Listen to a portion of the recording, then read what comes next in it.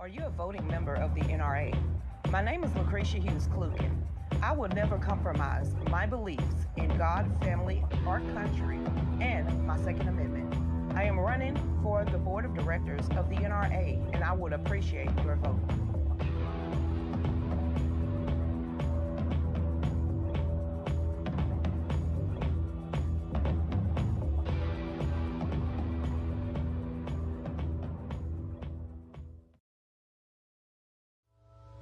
Politicians are very good at playing with words. They always talk about gun control. How about right control? Because when you go against the Second Amendment, that's our right. That's our God-given right, not only by God, but by the founding fathers. So why don't you just call it what it really is, right control? You're taking our rights away. You cannot regulate evil. Evil is evil, and evil is always going to be persistent, and it's always going to be here. So why get rid of our ability to protect ourselves? The Second Amendment right protects the rest of them, and it protects us. It protects your home, your body, and your spirit, because without it, how are you going to protect yourself? Don't be a sheep. Don't follow just because it's popular. Think for yourself. Be yourself. Be that individual that God made you to be. You wasn't born to follow. You was born to lead. So welcome back to the Real News with Lucretia Hughes and Dave. Y'all make sure tomorrow, just pay attention to my page. You're going to see the Give, Send, Go. And that is going to help us save our home. Period, point blank. We're going to raise enough money to either get a great investor or to pay them completely off. So like I said, we need your help. Everybody pretty much know what we've been dealing with. And right now we have 43 days to raise some funds. So the song will be a part of the Give, Send, Go, and we will have that live tomorrow. So like I said, everybody, thank y'all so much for the support and the love, and Jake for the song. So welcome back, everybody. Do not forget to get over there to fallbackusa2.myshopify.com. And if you're coming to the NRA convention next weekend, do not forget to come by my booth. It's going to be booth 662. And then I am still going to run for the board of directors, and I ain't sitting down. And the next person is coming on, because that was a good segue that I'm sure he done heard. It ain't your time, or wait your turn, and you ain't got a chance. Our next guest, everybody, is MCKAY. He is running for Senate in Rhode Island. I'm sitting here like a blue state, but we're going to try to push him across the finish line. Hey, Ray. Good afternoon. How are you, Lucretia? Pretty. What gave you the cojones to do that in a blue stronghold? Lifelong. It's the family. Military service. Love the country. I've been doing this forever. I'm an 11-year Army veteran. I've got my 4 kids and my grandkids. We have to make America right again. I like that. He's a native Rhode Islander. Raymond. Yes. Your name is Raymond Taylor McKay. You didn't have to put your whole name up there. Tyler McKay. Who told you to do that? Facebook? I'm just kidding. It says, born on October the 11th in Providence. The Warwick resident is a father and stepfather to 4 children, have 12 grandchildren. Oh, he beat me. And cares for... Actually, we're up to 13 now. You up to 13? Don't be... We're going to knock on wood. I got 9. You got 13. We're going to stop that. Oh, amen. Ray served in the United States Army for 11 years from 81 to 92, during which he works in electronic maintenance for Parisian nuclear missile systems in West Germany. He also spent time at Fort Sill, Oklahoma, and Fort Gordon in Georgia. Hey. Training for the 74th F programmer. And he not only is a lodge member, he's been endorsed by the Veterans for America First. He's running in Senate to try to knock out some of these rhinos. You got a uphill battle, and I'm here to push you on up that hill. How you doing? I appreciate it. I'm in awe that you would run for Senate, knowing how contentious that Washington truly is, and that even our Republican Party, because I am a card-toting Republican, we need somebody up there with your backbone still and past. You will make a great senator compared to what we got now. Bring your lips to God's ears. I hope I do. We've got a great vice president.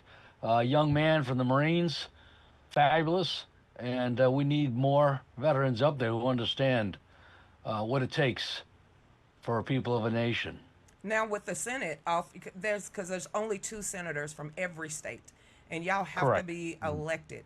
Now, when it comes up there, most of the time the Senate is kind of split, so they really don't agree on much.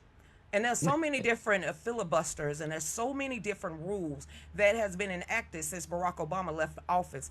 How do you feel that you're going to be more? Going to be better than Mitch McConnell? Oh, well, I won't be leader right away, but thank you for asking. Uh, I have visions of grandeur, not that grandeur yet. As a freshman senator, I'm going to get in there, and we're going to keep everybody honest.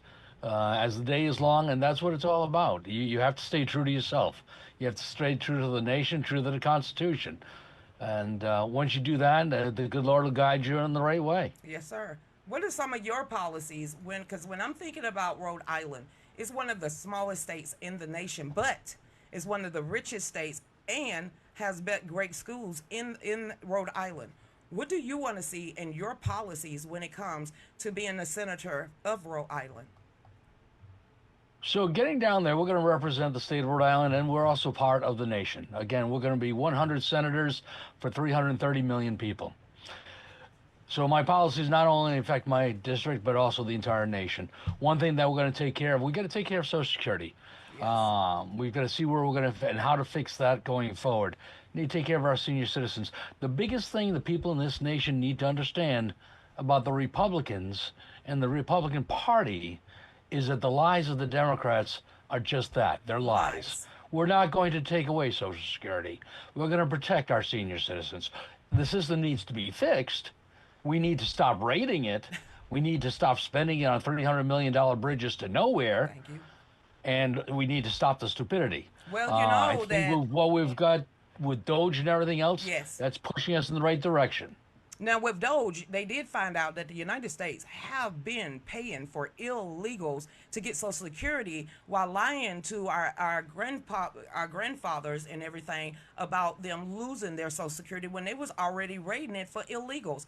How are we going to even try to get the IOU checks out of Social Security fund and try to at least bring it back to the positive? That's going to take years. No ifs, ands, or buts about it. It's going to be a work in progress. Hopefully by the time I get down there, the first 2 years, Congress, both the upper chamber and the lower chamber, will push laws into place that will carry on the executive orders that the president is pushing in. Because right now, executive orders are just that. Executive orders. But next administration, guy comes in with a new pen, and the old executive orders are gone. We have control of the House. We have control of the Senate. Our Republicans need to stand up, be counted for, and get some laws passed, which, if you prove to the nation that you're actually doing it, makes my life running for office a little bit easier. I have to ask you about what you saw yesterday down there in El Salvador, when you had a United States Democratic senator go down there, not only try to bring back a criminal illegal alien, but also a wife beater, and then MS-13 while bashing our nation and the president at the same time. What do you feel about that? So he's a coward. There's an issue with the Logan Act where he's not supposed to be doing what he's doing. Yes, fact finding is one thing, but trying to meet with the president of a sovereign nation, and you're not part of the diplomatic party from this nation, Logan Act prevents that. So he shouldn't be down there. He's a disgrace and an embarrassment to his state. The fact he can't recognize American citizens who were brutally, cold-blooded murdered by illegal aliens in his own state, but he'll take this trip down there for this gentleman. A young lady has passed away, and he couldn't give two hoots about her. Democrats' priorities are in the wrong place. They are not with America. They're not with the American people. Now, with Rhode Island, this is what I'm hearing because I'm in Georgia. But everybody in the Northeast, Northwest, that's not our problem. The southern border isn't our problem. But it is everybody's problem because we know there's illegal aliens in Rhode Island, and we know they was bust there. How do you feel when you become senator of tightening up the border even more, stopping the flow of fentanyl and drugs, and then not only that, making sure that the borders of Rhode Island is secure too? So we find it very interesting.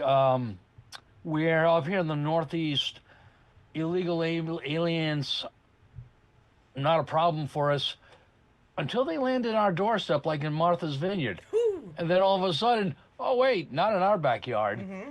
No, it's a national problem It's a very one. for us and for everybody else. So yes, I'm all about border security. I'm about getting rid of the illegal aliens. You go back, and I'm also a history guy. You take a look so you don't repeat history. Back in 1986, T.P. O'Neill, God rest his soul, all politics is local, and Ronald Reagan came down and they made 3 million illegal aliens American citizens. It was two part deal. Part one, the citizenship. Part two, secure the border. Ha! Part two never happened. And there's plenty of blame to go around. Everybody says, oh, well, yeah, you're going to blame the other party. And I'm going to tell you right now, my own party, the Republicans, had the opportunity and they didn't step up. And right now, I think we've got an organization, we've got an administration, we've got some dedicated people that are finally stepping up. And And I'm needs to loving happen. it. I am. They are. The Democrats are so angry. What is your opposition? How angry they are at you for even getting up and running? Are they mad at you? Not yet. We haven't been at it for this race. We're only at it for like President Trump for 8 weeks. Oh, you Not that about to? long going. As time gets going, we'll get chipping away. We're pounding. We're already throwing rocks out there. The gentleman from Rhode Island, Jack Reed, needs to go away. He's been down there for 30 years. Term limits, I'm all for those. 2 terms and you're done. There's no reason to be down there for 30 years, 30 unless years. you want to become a millionaire. Wow. I'm finna go ahead and throw your rocks. Every member of Congress takes an oath of office to protect and defend the Constitution of the United States. Why then are there so many bills that violate that oath introduced and passed? These bills clip your income, your liberties, or both, in one bad law after another. How do you want to rectify that?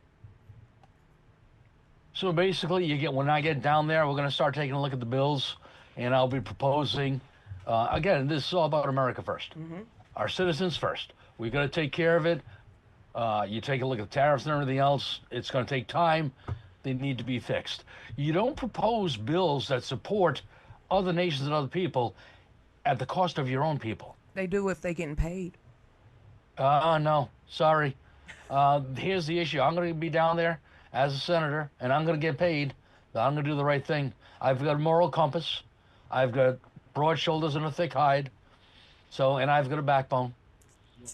They really ain't gonna like you, sir. K Street is not gonna like you. Okay?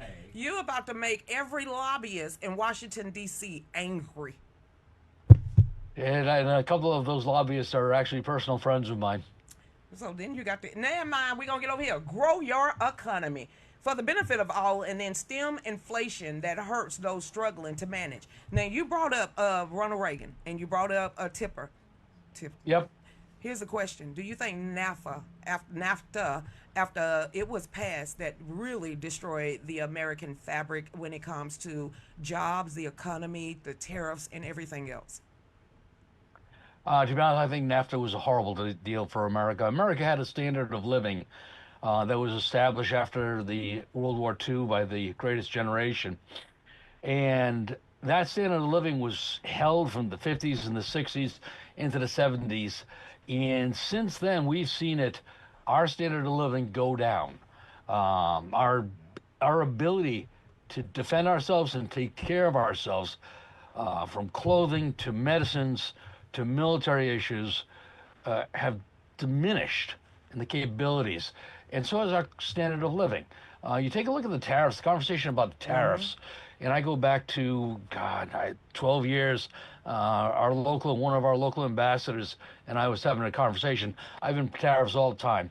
The global economy, you have Americans who are earning $15 an hour back in the day, qualified, well-skilled individuals. Obviously, that's changed today, but qualified, well-skilled individuals back then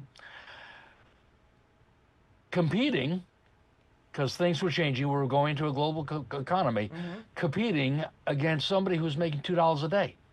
America, with their standard of living, $15 an hour, so after a day's work is $120, versus somebody who's being paid $2 a day with no OSHA.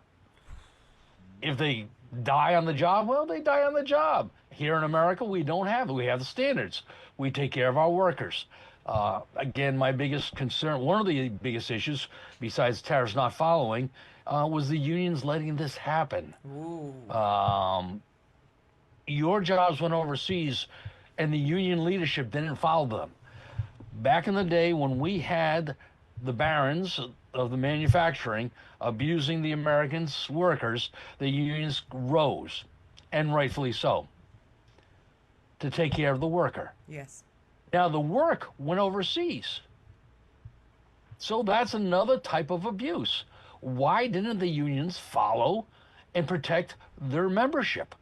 They're paying dues to the union leaders, and their jobs are going away. But the union leaders are the ones that's getting the most money, the most mansions, the most houses, and really nothing has changed for the union workers at the very bottom.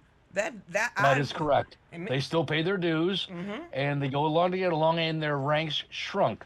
One good thing I've seen out of the tariffs, an immediate thing. You hear our own Governor Raimondo, former Governor Raimondo, come back and say the tariffs aren't working. Well, they've only been at it for 3 weeks, lady. Give them a chance. But I'll tell you what, in 3 weeks, the UAW president has come on board, who was a staunch Biden-Harris ally since Trump started his stuff, has come on board, said this is the right move for America. UAW president, what? Right move for America. We're doing the right thing. Detroit Press came out and said, we are now hiring more workers. Our factories are only at 55 to 60% capacity. We can manufacture more. We are going to hire more Americans because of the tariffs. Then why are the Democrats and the mainstream media is angry at the Trump effects? Because it seemed like making the world, since they want us to be in a global society anyway, making the world pay their fair share seemed like it's working for us now in the last 2 weeks since they've been hooping and hollering. So I don't understand why they hate it so bad, sir. Well, it all begins with TDS. And there are Republicans with TDS, true. Trump derangement syndrome, or never Trumpers. And tomorrow, the good Lord can come down and sit next to Trump, and the two of them will say, we've cured cancer, and it'll be bad. It'll be bad. And that's just the mentality. It's hard to get around because it's no longer about policy. It's about a person. Now that they can't get past. Go ahead. I'm sorry. No, they can't get past it because that was going to be segueing into the money. Is it the money why they can't get past it, or is it because they're losing their power they can't get past it? Why are they absolutely trying to destroy America? I'm going to go with it's both A and B, because if you take a look what Trump's doing right now, what Dodge is doing right now, shutting down the NGOs, the money going to the NGOs, which happens to come back and fund their campaigns, issue number one. And issue number two, their approval rating in America as a party is in the 20s right now. They're losing their power base. People are waking up, taking a look, and the lies are coming home to rest. So you can only lie so long, and the truth will come out.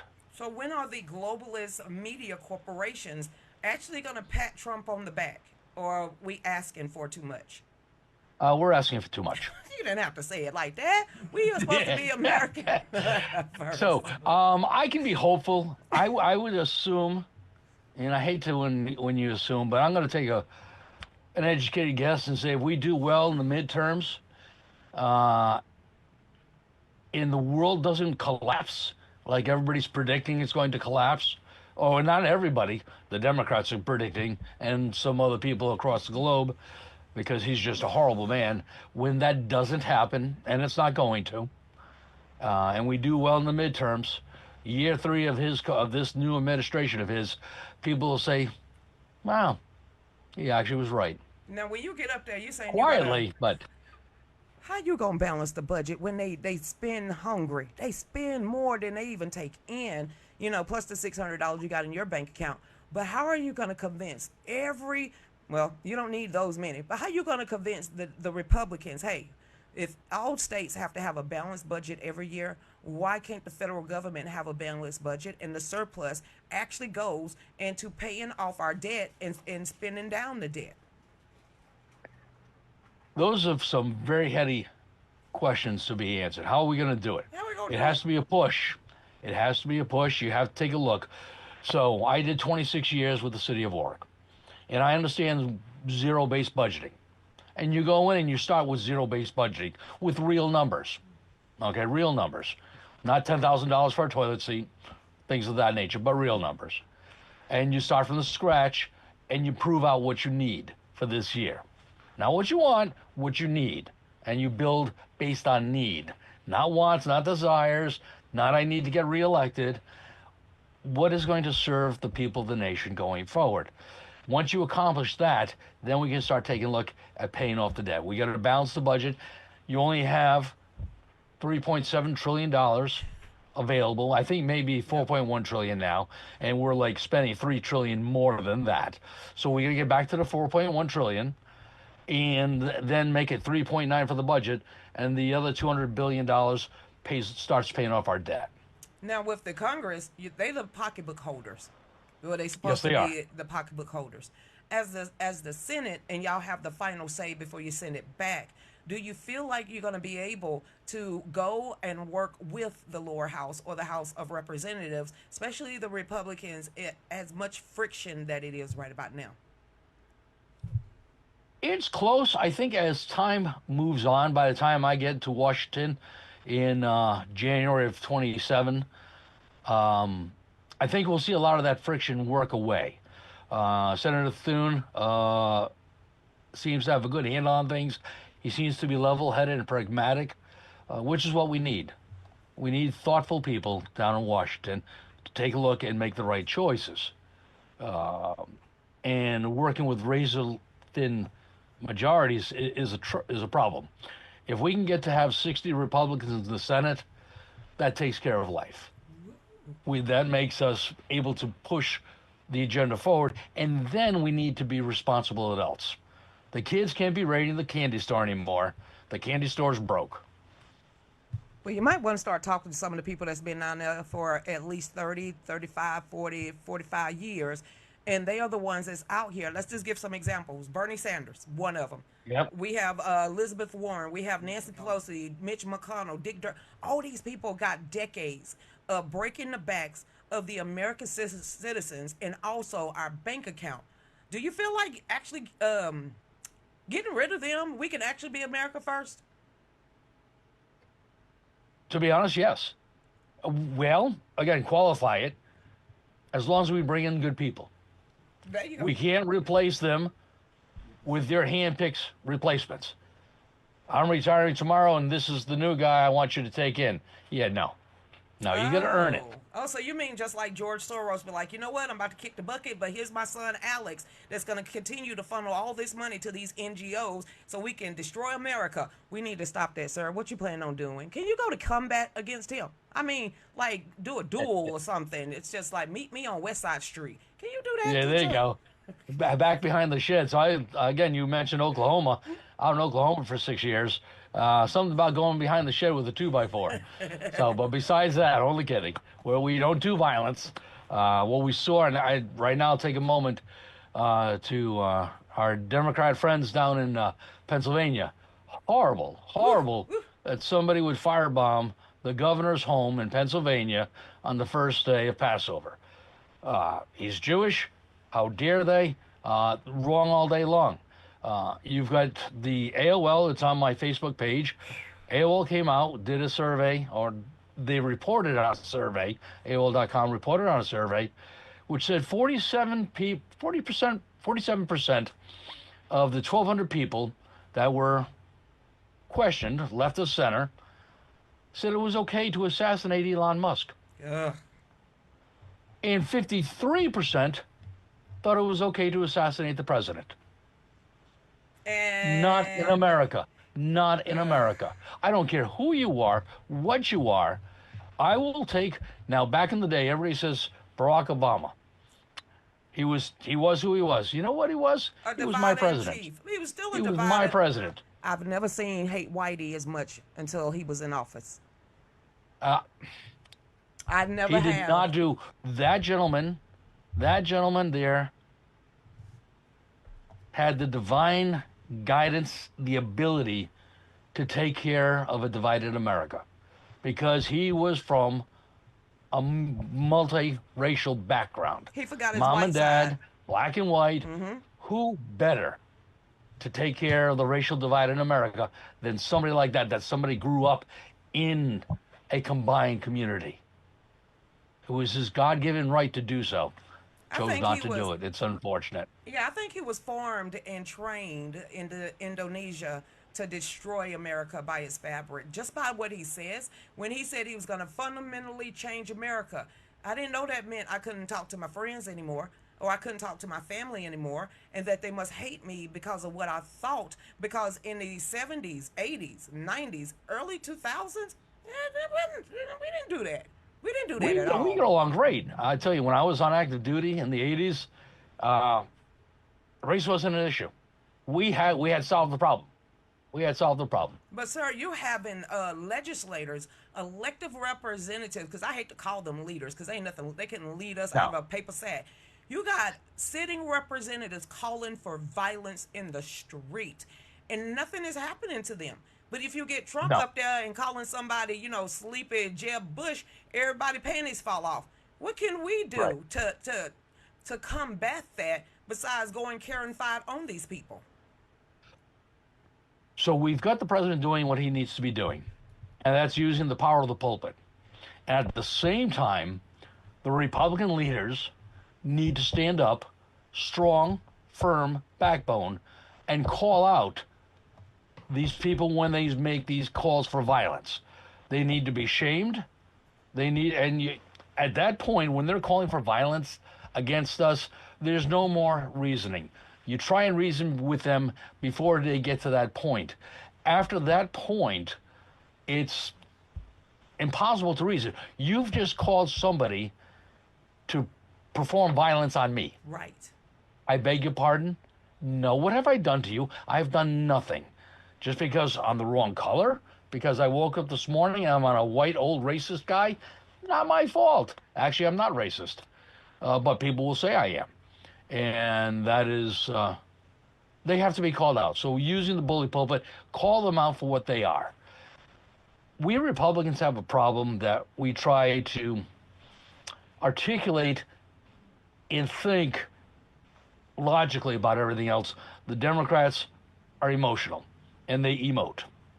And that's the difference between the two parties. Well, no, the Republican And Party. sometimes why the Republicans don't get along so well, because we're all, okay, we got it. That was my husband. No, it's not that. It's don't. How can I say this? We too prim and proper. There, we're too Yes, prim and proper. We thank try you. to put on a facade, which we really ain't behind closed doors. And I'm talking about the Republican Party, because there's a Yeah. lot of Republican Party in the Republican Party that was raised on the wrong side of the tracks, that was raised like our vice president that had that chance, but raised up beyond all that. So I don't understand. I know they want to have the upper road, but sometimes you got to put these people in their place. And when they're calling for violence on other people's lives, and especially your party goers and party members, it's time for Mike Johnson to get out there and actually put a stop to it. By ignoring it, now you got Nancy Pelosi and Maxine Waters. We surround them, harass them, attack them. You got Jasmine Ratchet Red Crockett down there. Don't know who the hell she want to be at this point. DEI hire Oh my and God. starting there. So what is some advice would you not only you give people in the Republican Party, but also in the Senate when you win? Well, I think you just gave it. It's time to stand up and man up. They don't listen to It me. really is. They don't listen to You've me. got to call the people out. You have to say enough's enough. This is not acceptable in America. Okay, not acceptable. You keep calling for the violence on us, and look what happened in Pennsylvania. It happened to you. You said it was okay, it was okay, it was okay, it was okay. Republicans are bad. Commit violence on Republicans. It's bad, it's bad. Somebody just committed violence on our sitting Democrat governor. And you know what? Who opened that Anti-Semitism. door? Who opened that door? You The Democrats opened that Democrats door. did. You said violence was okay. And it And was it's it not. was because he was Jewish. It wasn't because of his political party, because he was a Right. governor. No. It's because of his faith. So That's right. and Anti-Semitism. and it was a Democrat or a libtard, a crybaby. I got so many names for them SOBs, but it was one of them, and it was a man. It was a male. See, Yes, this it is was. where 38-year-old. this is where you need to come in, jack him up by his legs and put him on the front line of somebody's boot camp and tell him to march with all gear on for at least 15 miles, and you sweat one time, we gonna break your back, or you don't eat in a chow. But that's how I feel about it. I am so glad And you came you on here. can feel about it because it's America and they're going to have their opinion. Well, you know what? Their opinions right now, sir, is causing the violence, the divide, to the point that what is our grandkids? What kind of life they're gonna have if you don't win, or if we don't get control and do a 180 back to what our founding fathers, or at least the ones are the greatest generation, World War II on Earth. If we don't get back to some semblance of the Declaration of Independence or the Constitution of the United States, and not get and people not get out their feelings, we're going to destroy our own selves from within by apathy and hate and violence. And you're right. And that's, again, as we spoke earlier in the program, the reason I'm running, one of the reasons I'm running, is to make the next generation better for my grandchildren. We're going to start working on things to get to right the nation.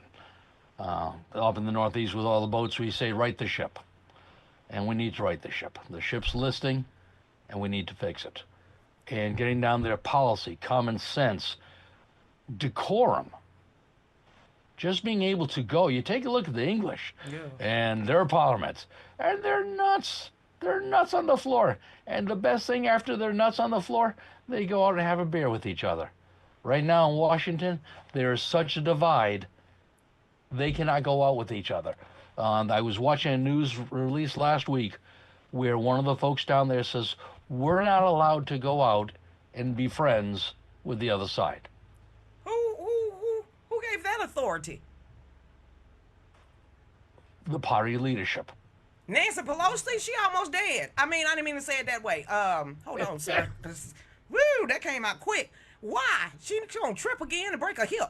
Well, she just sit down. I mean, that was not decorumish of me. But she needs to sit her old ass down. There you go. Can I say that? She just need to go on back to California, count those $200 million that she got and made over her lifespan, and pray she got her life right before she meets St. Peter's on Judgment Day. Amen. That's right. Woo. That's what she needs to do. And we need to get back to that. We need to get back to being able to sitting down. So I've been in the game since 1998 when I first ran for office locally. And they would have fights on the council floor here in Warwick. And at the end of the day, after the council meeting was done, both parties went out to the Shannon View or something like that and sat down with beers. And life was fine. You come up, you had your piece, and then you move back. And because they're taking care of the people. The goal is to take care of the people, not to take care of your special interest, not to take care of yourself, not to see how many millions of dollars you can end up with at the end of the day. No. It's you are there to take care of the American people, take care of the American nation, to protect the Constitution. And that's what we're going to hand down for the generations, for the next generation. Wow. We have 2 minutes. You put your hand down, Dave. We got 2 minutes. He's like 2 minutes. We got 2 minutes left, sir. Mr. MCKAY, I'm gonna let you close this out. Tell us and everybody that's watching right now, not only where they can support you, donate to you, but because we do have people in Rhode Island that actually watches the show, how they can actually volunteer for your campaign. Okay, we're spinning everything up. We just retooled the website. So it is MCKAY, MCKAY, 4 FOR, Senate.com. That front page there will let you sign up to get my newsletter, takes you to volunteer page, and also the biggest thing that we're going to need this year is donations. So And everybody, now's the year to donate because next year in 26, everybody's going to be running and everybody's going to want money. So in the off year, now's the time to do it. so he's needing for everybody to go over there, like he said, go to his website. Dave is putting it in the chat room, and like he said, donate. That's what they need right now, and then also continue to pay attention. And as the campaign progress, go ahead and start volunteering and knocking on those doors. So everybody, Amen. thank you so much, Mr. McKay, and everybody, y'all stay tuned. We'll be right back. Go ahead, Dave. Thank you for having me. Thank you. Are you a voting member of the NRA? My name is Lucretia Hughes NRA. I will never compromise my beliefs in God, family, our country, and my Second Amendment. I am running for the board of directors of the NRA, and I would appreciate your vote.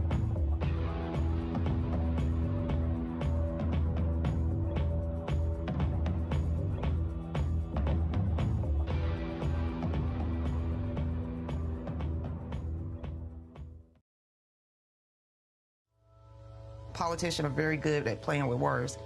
They always talk about gun control. How about right control? Because when you go against the Second Amendment, that's our right. That's our God-given right, not only by God, but by the founding fathers. So why don't you just call it what it really is, right control? You're taking our rights away. You cannot regulate evil. Evil is evil, and evil is always going to be persistent, and it's always going to be here. So why get rid of our ability to protect ourselves? The Second Amendment right protects the rest of them, and it protects us. It protects your home, your body, and your spirit, because without it, how are you going to protect yourself? Don't be a sheep. Don't follow just because it's popular. Think for yourself. Be yourself. Be that individual that God made you to be. He wasn't born to follow. He was born to lead.